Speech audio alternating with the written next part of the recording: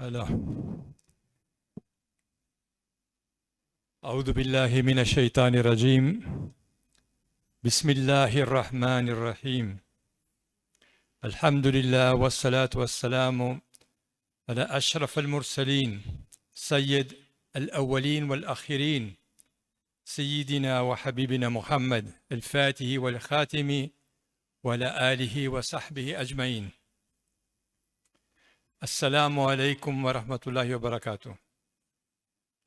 Madame et Messieurs, vénérable Muqaddam, mes chers frères, c'est ici à Dakar, terre élue, où Cheikh al-Islam al-Hajj Ibrahim Niass, radiallahu anhu, a fait jaillir la faille annoncée par Sidi Ahmed al-Tijani, radiallahu anhu, que je voudrais soumettre à votre attention la thèse suivante. La dimension malami, ou malamati, de la tariqa tijaniya et singulièrement de la faïda telle que s'est manifestée avec Cheikh Ibrahim Niass n'est pas un détail marginal, mais son axe métaphysique même. Le terme malamatiya renvoie d'abord dans l'histoire du soufisme à l'école khorasanienne de Nishapur fondée autour de Hamdoun al-Khassar. Cette école pratique le satr al-hal, la dissimulation absolue de l'état spirituel.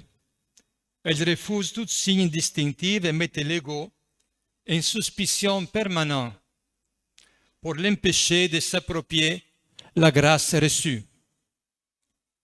L'autorité de cette école était telle qu'en rapport de Junay al-Baghdadi et de Sahl Tustari, cette parole: s'il avait été possible qu'après Mohammed sallallahu alayhi wa sallam, il y a eu encore un prophète, il aurait été un d'eux.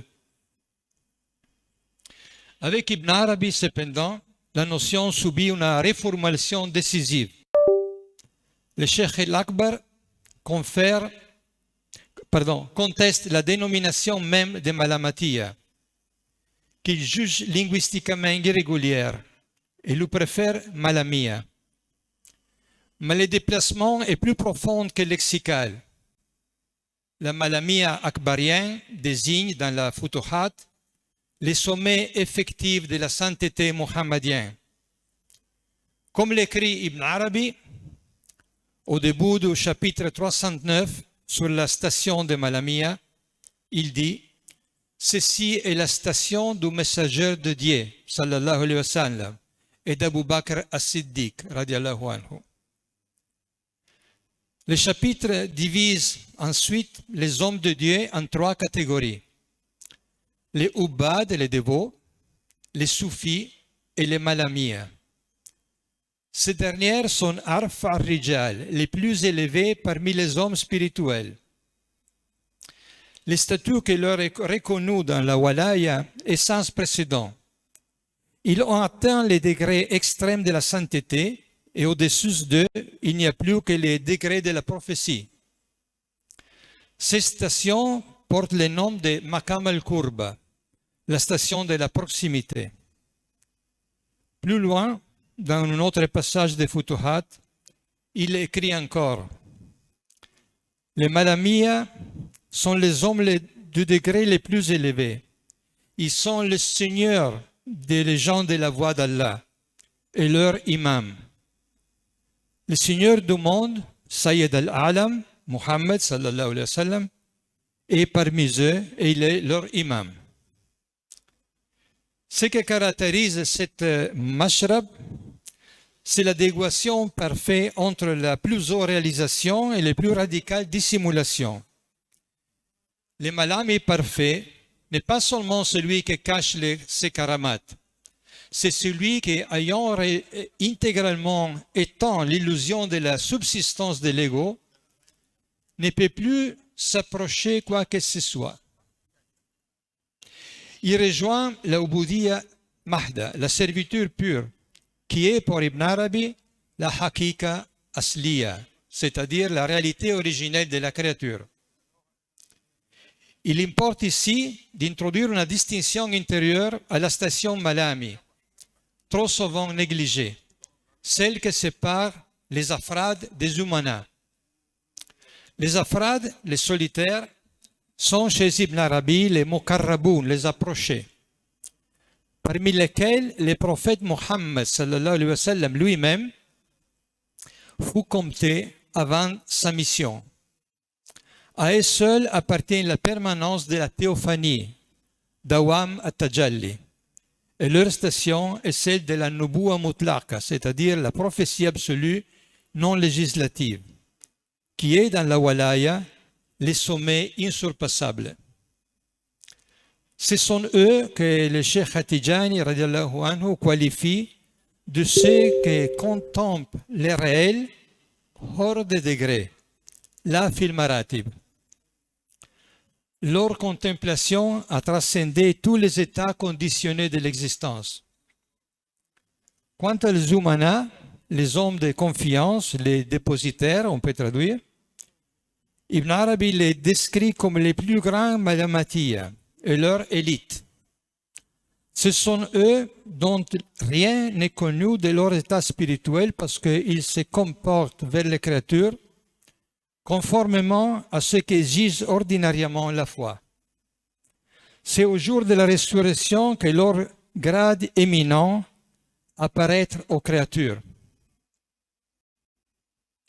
Les Umanas désignant ainsi les héritiers mohammediens parfaits, al-Waratha al-Muhammadiyoun, ceux que, ayant joint à la pure contemplation la fonction servile de la garde du dépôt, incarnent l'achèvement de la Walaya Muhammadiyya. Leur perfection n'est pas seulement contemplative, elle est récapitulative et fiduciaire. Cette distinction est précieuse.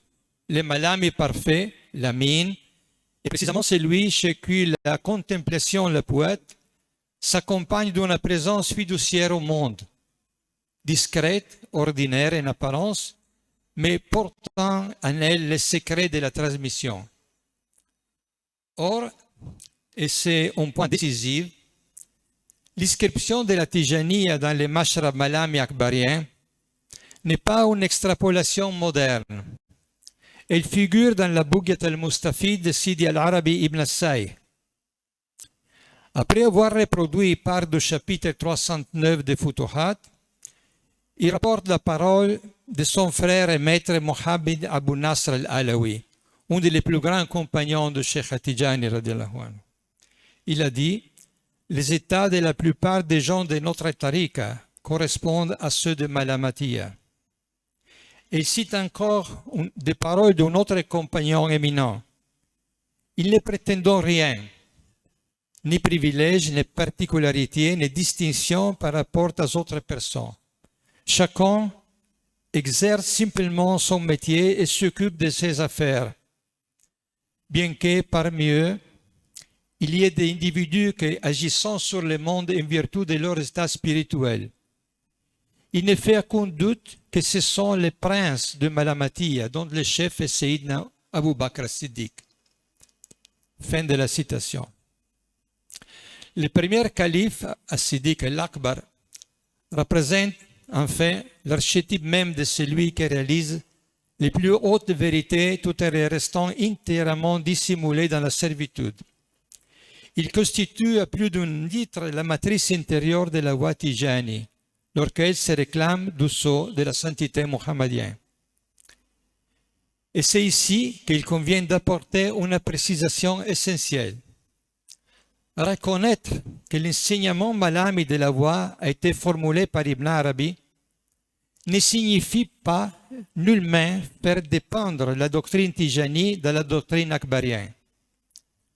Car la fonction de sceau de la sainteté mohammedienne de Sidi Ahmed At-Tijani radiallahu anhu confère à ces derniers une autonomie, une indépendance et même une primordialité qui les situe hors de toute relation de dérivation à l'égard d'aucun maître antérieur, fût-il le Cheikh al-Akbar lui-même. C'est pourquoi l'on peut dire à la fois que la Tijaniya s'abrève al-Mashrab Malami akbarien et qu'elle l'accomplit sans dépendance scolastique.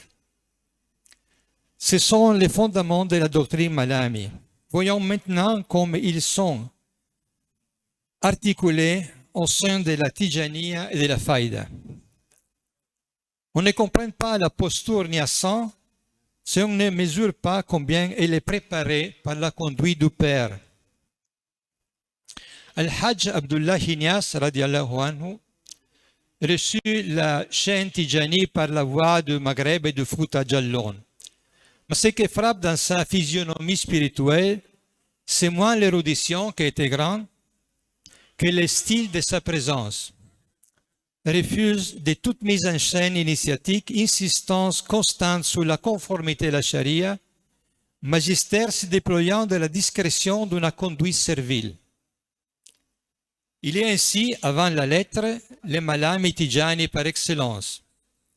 La Faïda Doufi, elle, rend manifeste à l'échelle d'une communauté immense ce que la conduite silencieuse du Père portait dans sa forme la plus condensée. Le silence du Père est la condition de la possibilité de la parole du Fils. La discrétion d'Abdullah prépare la diffusion d'Ibrahim comme la nuit prépare l'aurore. Et c'est la clé, je crois, qui a permis de lire le Jawahir al-Rasail comme un protocole de discipline Malami des états spirituels.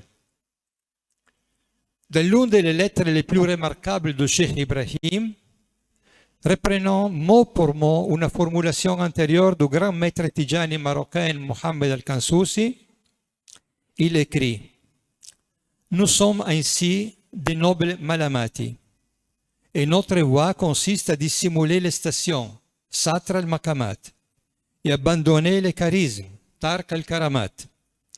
Nous nous occupons de nos affaires, nous nous occupons de nos affaires et plaçons chaque chose à sa juste place.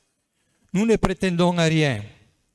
Nous ne revendiquons ni degré ni qualité spéciale.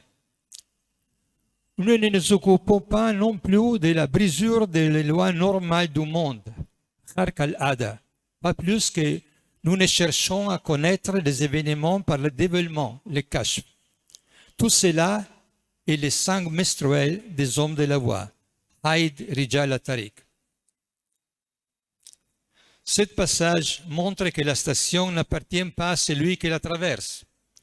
Et le Wali Muhakkak refuse de s'arrêter au charisme et de s'identifier lorsqu'il s'y manifeste. Ce qui apparaît comme la marque la plus glorieuse de l'ouverture est en réalité ce dont l'initié authentique doit se purifier, car cela devient un obstacle dans l'heure qu'il est approprié par l'ego. Il ne s'agit pas de récuser les ouvertures, mais de récuser l'auto-identification de l'aspirant aux ouvertures. Le saint Malami ne s'appelle pas saint, l'agnostique ne s'appelle pas agnostique. C'est la définition même de la mine, les hommes de confiance. Celui à qui le dépôt est confié précisément parce qu'il ne se l'approprie pas. Cette critique procède d'une distinction technique précise entre deux types de dévoilement. Comme l'explique le Cheikh Ibrahim, radiallahu anhu, toujours dans le Rasail, il dit « Pour nous, l'essentiel n'est pas les miracles, encore moins le kashf zulmani, car le but principal de notre affiliation est le kashf nourani sur les noms, les attributs divins et sur la parole d'Allah et de son prophète. Le kashf zulmani, dévoilement obscur, porte sur le secret du cœur et des choses cachées. Il est zulmani parce qu'il ne même pas à la connaissance de Dieu, mais à celle des choses autres que Dieu. Kullu ma siwa Allah. Le kashf nourani porte, lui, sur le nom divin, les attributs et la parole, c'est-à-dire sur la racine même de la création et de la révélation. Seul ce dernier mérite le nom de Marifa. Cette distinction commande toute la critique de la fascination charismatique. Écrit encore le Cheikh Ibrahim. Celui qui fait des visions ou des songes n'est pas supérieur à celui qui ne fait point. Ne te trompe pas par la multitude de fusions spirituelles émanant de certains mazzoub, car une bonne partie de ceci n'est que futilité. Qu'est-il reste alors? La pure servitude, la ubudiyya mahda.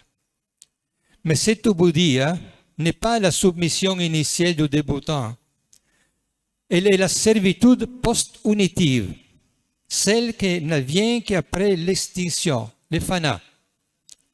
Dans une autre lettre, il est dit que les arifs réalisés boivent les océans et restent assoiffés. La marifa accomplie n'est pas un avoir, mais une indigence permanente. D'où l'avertissement adressé aux disciples. Que sa seule préoccupation soit la recherche de la noble face d'Allah, wajhillah, et non les biens de ce monde, ni ceux de l'au-delà, encore moins une station parmi les stations. Il est abominable pour un disciple le fait qu'il adore Dieu et qu'il n'attende le fat, car personne ne mérite rien d'Allah. C'est lui qui, pour son essence, mérite d'être adoré. Attendre quelque chose est déjà un manquement à la pure servitude. Se faire de Dieu un moyen. Les malami réalisés adorent Dieu par Dieu, sans attente. Cette doctrine permet de relire l'événement central de la faïda, autrement que comme démocratisation de l'expérience mystique. Cheikh Ibrahim Niasse écrit, en vérité, bien avant l'aube du temps, Dieu avait décrété que le flux de cette faïda se trouve entre les mains de Cheikh At-Tijani, qui en est le détenteur et qui la place où il veut, par la volonté de Tout-Puissant. La faïda est donc un décret prétemporel, Qada Azali. Sa diffusion n'est jamais le produit d'un effort ascétique ni d'une revendication initiatique. Elle est structurellement extérieure à l'ego. Ce que la faïda démocratise, ce n'est pas le droit à revendiquer des États, c'est la discipline intérieure de n'en revendiquer aucune. Plus d'aspirants accèdent au fat, mais ce fat ne vaut que dans la mesure où il conduit à l'ubudiyya, c'est-à-dire à cette condition de déposité fiduciaire qui définit le malami parfait. C'est en ce sens que l'on peut, sans exagération, qualifier la faïda Tijani de faïda malami. Une faïda dont la prodigalité même est gardée par une exigence d'effacement et dont la diffusion universelle s'accomplit dans une rétention métaphysique.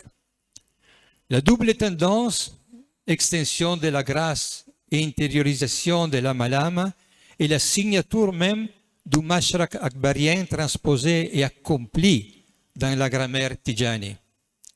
Et c'est ce que Cheikh Abdullahi avait silencieusement déposé dans la conduite que le Fils a explicité une doctrine par la rendre transmissible à l'échelle d'une communauté universelle. Reste un point décisif. Comme l'écrit le Cheikh dans Sens de Tur, la tarbiya dans notre voie Tijani ne dépend que de la volonté exclusive de Cheikh At-Tijani radiallahu anhu, le sceau, qui a dit « Quiconque me connaît de manière exclusive. Man yarifuni wahdi ». Cette parole n'énonce pas un exclusivisme initiatique mal compris. Elle énonce que le Khatm al-Walaya al-Muhammadiyya concentre en lui toutes les modalités de la sainteté. Celui qui les rejoint authentiquement n'a pas plus à chercher ailleurs. Cette plénitude récapitulative est précisément ce qui désigne le statut des Umana, des héritiers parfaits. Et c'est par là même la manifestation propre de cette fonction unique incarnée par Sidi Ahmed Tijani comme sceau de la sainteté mohammedienne. Au terme de ce parcours, retenons l'essentiel. Le chapitre 309 de Futuhat situe les malamatiya à la station de la proximité, Maqam al-Qurba, dont la sainteté mohammedienne,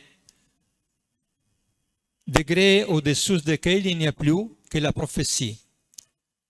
À l'intérieur de cette station, la distinction articulée par Ibn Arabi entre Afrad et Umana éclaire la double dimension contemplative et fiduciaire de la perfection Malami. Le témoignage d'Ibn Saïh dans la Bougia inscrit explicitement la Tijaniya dans cette station. Et cette intuition métaphysique, transmise et incarnée silencieusement par Cheikh Abdullah Inyas, puis explicitée magistralement par son fils, donne à la Faïda Tijani sa physionomie unique. Sa logique ultime n'est pas l'éclat, mais l'effacement. Non l'expansion de l'ego spirituel, mais sa résorption. Non la prétention à voir, mais le consentement à n'être vu que de Dieu. La faïda est et restera une faïda malami, c'est-à-dire en définitive une faïda muhammadienne au sens le plus exigeant du terme. Telle est la beauté austère et la rigueur de ce que Cheikh Ibrahim a transmis. Une doctrine qui invite chacun, muqaddam, fakir, étudiant, savant, à se méfier non du fath, mais de notre attachement au fath, non de la marifa, mais de notre fierté de la posséder, non de la lumière, mais de l'idolâtrie de la lumière. Au terme du chemin, ce n'est pas le sang qui se proclame saint qui est le wali, mais celui qui, ayant tout reçu, ne revendique rien. Cela engage la communauté nazienne. Oui, j'ai fini. Honorer Cheikh Ibrahim, ce n'est pas se prévaloir d'une affiliation, c'est consentir à l'effacement qu'il a enseigné. C'est reconnaître que la faïda ne nous appartient pas, elle nous précède, nous traverse et se prolonge au-delà de nous. Nous n'avons qu'à être les serviteurs et les témoins.